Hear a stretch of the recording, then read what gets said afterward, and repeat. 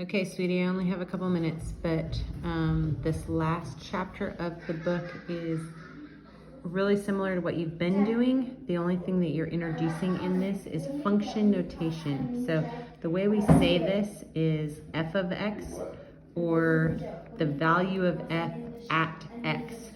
So it's basically, instead of y, we're now talking about f of x. And this is the same as you learned in the last chapter, where the slope is going to be this m, and the y-intercept is going to be that b right there.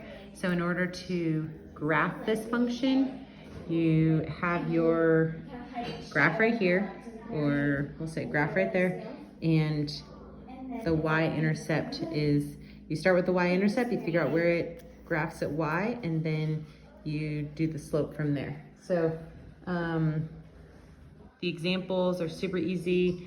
F of x equals 3x minus 15 when x equals -3. You just plug in x -3 and you figure out what f of x is going to be. So mostly just make sure you know this right there means f of x, and it's the function notation.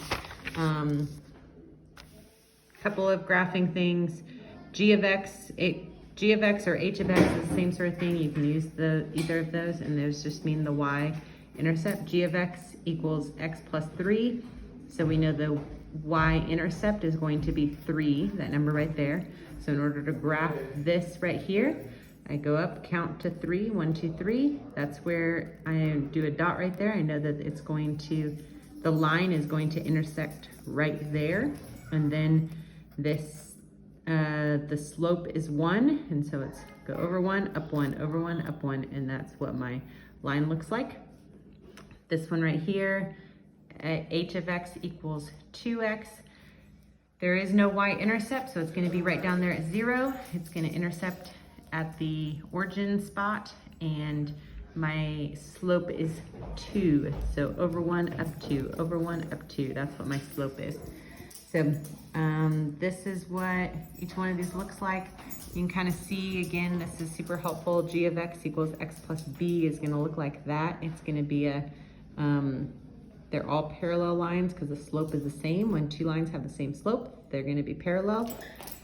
G of x equals mx plus m where m is greater than 0. So again, that origin, there's no y-intercept. It's going to start in the origin, and my slope is going to be, it's going to be somewhere going up in this direction, because for every 1 you go up, you know you're going to go up some. That's a little bit, a 1, a 2, you don't know what, but, and then the line's going to look like this when it's g of x and m is less than 0.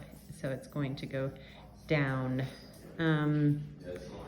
That's really the problems you have. It's really similar to what you've been doing. They're just changing it up by, instead of having x and y, it's g of x, h of x, f of x, whatever you want of x, and it's just changing that, the way it's written. And you've got your chapter review that you can do after that, and chapter review problems, and hopefully you can go ahead and take your test as well.